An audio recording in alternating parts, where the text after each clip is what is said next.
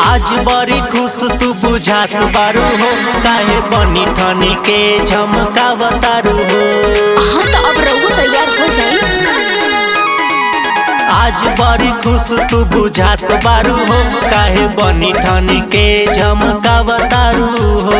अरे सुनी ना, रीलो बनाइबो फोटो खिंचाइबो, रीलो बनाइबो फोटो खिंचाइबो, जाई के माई के मंदिरिया में। बोले ना सैया लगता नहीं कोई सान, हम इलाले लाले साड़िया में। बोले ना सैया लगता नहीं कोई सान, हम इलाले लाले साड़िया में। अरे बताई ना।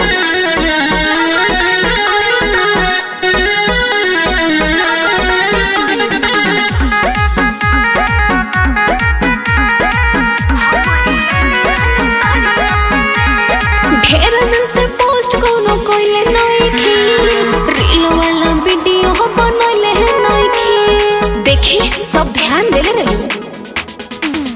लगता कि गर्दा उड़ा के रहबू, हाँ जी। मेलवा में बिजुरी गिरा के रहबू।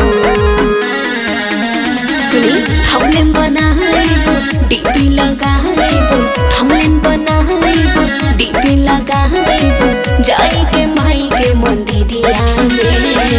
बोली ना सैया लगता नहीं कोई सान, हम इलाले लाले साड़िया में। बोली ना सैया लगता नहीं कोई सान, हम इलाले लाले साड़िया में। ठीक बालो।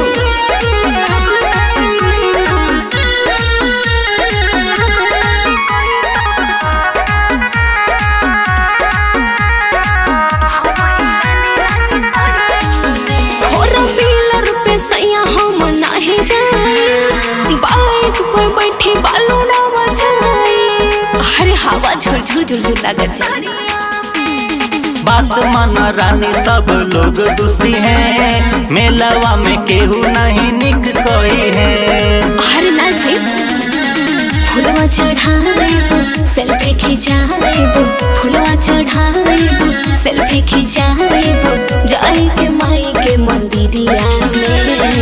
बोले ना सैया लगता नहीं कोई सान, हम इलाली लाली साड़िया में।